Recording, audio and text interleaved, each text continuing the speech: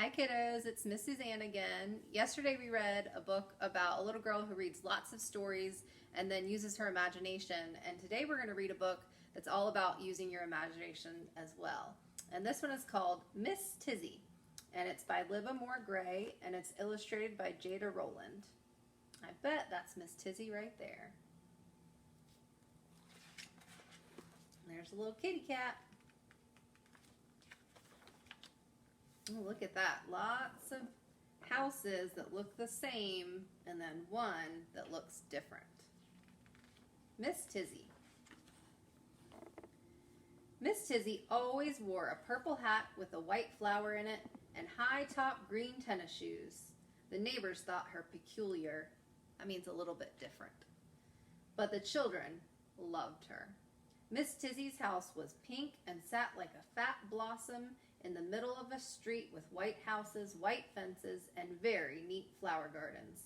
Miss Tizzy had no fence at all, but she had flowers that grew everywhere and spilled over onto the sidewalk.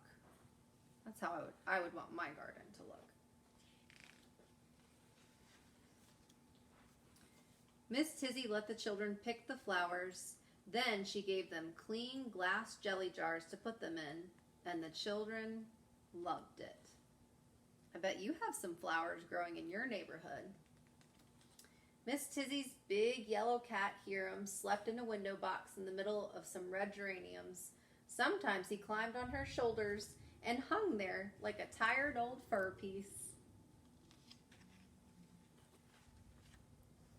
On Mondays, Miss Tizzy baked cookies. She let her neighborhood children put in the raisins and then licked the bowl while the cookies were baking. The children loved it. I wonder if you've been doing some baking at home with your family.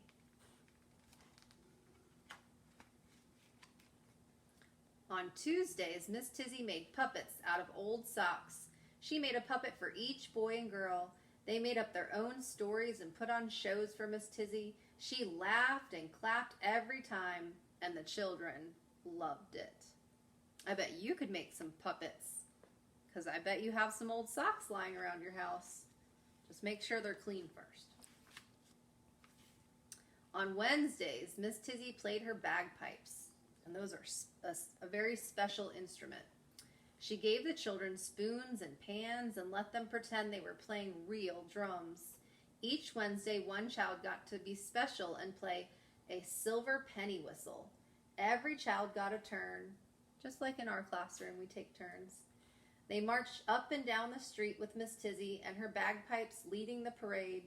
Hiram sometimes marched along, and the children loved it. I bet you could have a little parade in your neighborhood. On Thursdays, Miss Tizzy gave the children clean white paper and crayons. They drew pictures of sunshine and butterflies. They put them in Miss Tizzy's red wagon and delivered them all over town to people who had stopped smiling and had grown too tired to come out of their houses anymore. It's very thoughtful. Hiram rode in the front of the wagon with a red ribbon around his neck, and the children loved it. I bet you could draw some pictures for some people that need a little cheering up. On Fridays, Miss Tizzy opened her trunk. That's like a big container that you store things in. And they all played dress up. There were hats with feathers and hats with bows. There were baseball caps and straw hats with bright red bands. Everyone wore a hat. Miss Tizzy put on a lace shawl and served pink lemonade in her best china cups. The children loved it. On Saturdays, Miss Tizzy put roller skates on her green tennis shoes and went up and down the sidewalks. The children came out of the white houses and joined her. They made a roller skate train holding on to Miss Tizzy's long skirt, just like we do a conga line for our dance parties. Hiram was usually the caboose. The children made train sounds and Miss Tizzy was the engineer. She never scolded the children for being too loud, and the children loved it. On Sundays, when the day was over, the children stretched out on bright quilts in Miss Tizzy's backyard and looked up at the stars. The tree frogs croaked their summer sounds as Miss Tizzy sang songs about the moon, slightly off key. The children didn't care. They loved it. One day, Miss Tizzy took off her purple hat with the white flower and laid it on the window seat.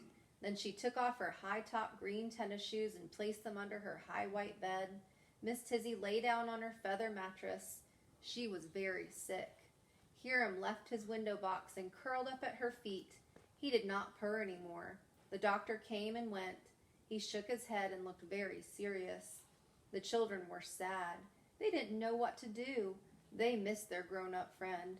Finally, they had an idea. I wonder what their idea was. Maybe you have a guess. On Monday, they baked cookies with raisins and brought them to the pink house. On Tuesday, they stood in the yard and held up puppets to the window.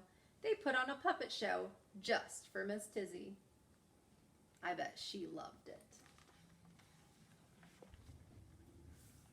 On Wednesday, they brought pans and spoons and played soft little drumming sound just outside the door. On Thursday, they drew pictures with orange and red crayons and put them in Miss Tizzy's mailbox. On Friday, they put on funny hats and left a tea tray at the front door. They left Hiram a bowl of cool milk.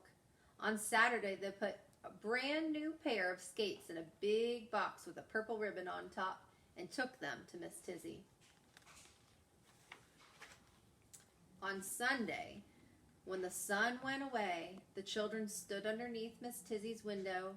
They sang all the moon songs she had taught them. Miss Tizzy's hat glowed in the moonlight. She was having a peaceful dream. She heard the children singing, and she loved it.